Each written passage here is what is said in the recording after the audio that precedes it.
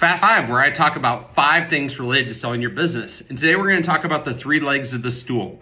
The 3 legs of the stool are your business, your personal, and your financial life. And as a certified exit planning advisor, it's my responsibility to make sure that we balance those things as we're going through a process of exploring to sell your business. So everything we talk about today is going to be about the 3 legs of the stool: the business, your financial, like what you're able to harvest and benefit from, as well as your personal life. What does life look like after you transition?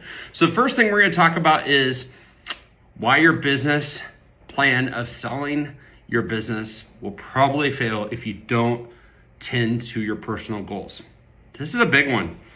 Business is personal. When you sell your company, it's personal. It's something that you've built, you founded, you're going to sell it. And when you do that, it's emotional. Things are going to change for you. Now, the personal aspect, a lot of times what happens is that people don't have a plan for life afterwards.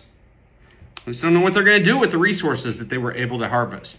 And therefore, they start to get sad. After they buy all the toys and, whatever, usually it's about a year, the luster wears off and they start looking around. They're like, wow, why am I here? What is my purpose, etc. So having a plan for what you're going to do is super, super important. Closing the wealth gap. How much do you really need? Well, that depends on the person, but it is pretty simple to figure out how much you really want and not, and how much you need.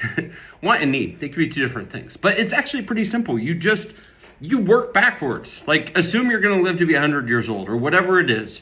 Figure out what you want your lifestyle to look like.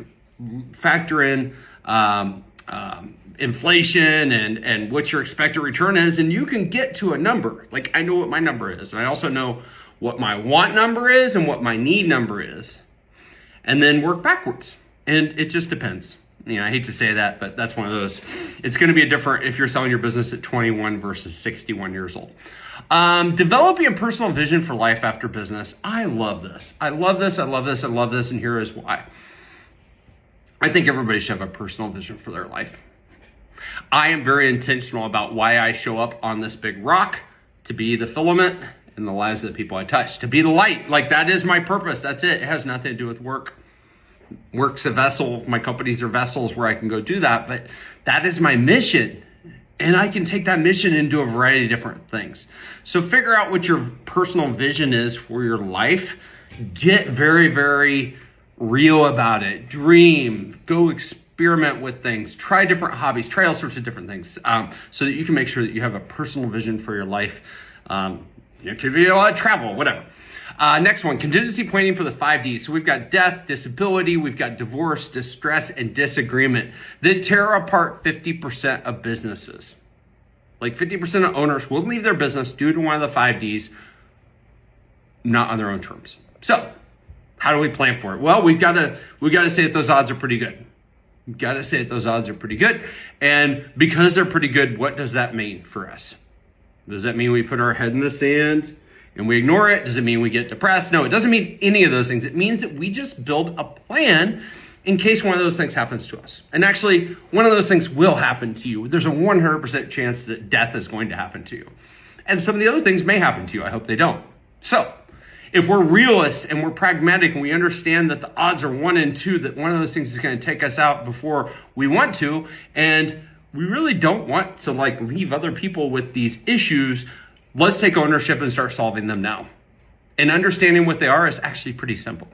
And then building a plan to navigate them is also not very complex. You just got to think about it. It's kind of like a will or a trust. People don't want to do it. They want to think, hey, maybe that's going to happen to somebody else. Okay, maybe. 1-2 shot. I like to prepare. Last one, why 75% of business owners profoundly regret selling 1 year later. We talked about it earlier. They didn't have a personal mission. They did not have a plan on what to do, and they thought that the money was going to change things, and it changed things for a minute until it didn't.